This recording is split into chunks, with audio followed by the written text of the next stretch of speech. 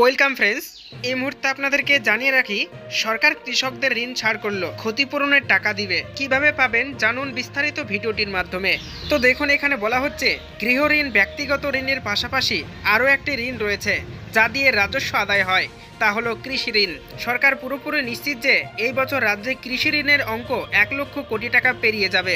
সম্প্রতি নাবার্ডের একটি অনুষ্ঠানে রাজ্যে কৃষি দপ্তরের সচিব ওঙ্কার সিংহ মিনা এই প্রসঙ্গে বলেন যে 2024 থেকে 25 অর্থবর্ষে ঋণ হয়েছিল 75,000 কোটি। এই অর্থবর্ষে তা 1,00,000 কোটি ছুঁয়ে যাবে বলে যে সম্ভাবনা করা হচ্ছে, সেই লক্ষ্য পূরণে কোনো সমস্যা হবে না। নাবার্ডের পরিকল্পনা রিপোর্ট বলছে, আগামী অর্থবর্ষ থেকে সরাসরি কৃষিক্ষেত্রে 1.07 লক্ষ কোটি, কৃষি পরিকাঠামো ও অন্যান্য ক্ষেত্র মিলিয়ে প্রায় 20,000 কোটি ঋণ দেওয়ার লক্ষ্য রয়েছে। এছাড়াও তিনি আরও বলেন যে ছোট শিল্পের জন্য 2 লক্ষ কোটি ও বাড়ি, শিক্ষা সহ অন্যান্য খাতে 53,000 কোটি টাকা ঋণ দেওয়া হবে বলে স্থির করা হয়েছে।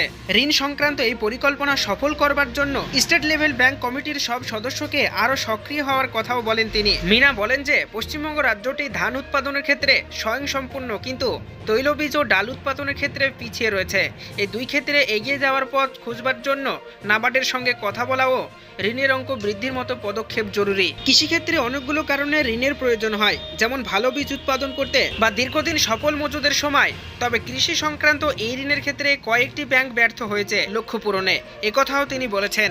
উল্লেখ্য, সভাতে উপস্থিত রাজ্যের অর্থ দপ্তরের প্রধান সচিব প্রধান মিশ্রের কথা অনুযায়ী রাজ্যে মোট দুধ উৎপাদন বাড়লেও পশ্চিমবঙ্গের জেলাগুলিতে পরিকল্পনা ও অর্থের অভাবে বাজার পাওয়া যাচ্ছে না। তাই নাবার্ডের সঙ্গে যৌথভাবে এক্ষেত্রে কাজ করার ভাবনা রয়েছে রাজ্যের।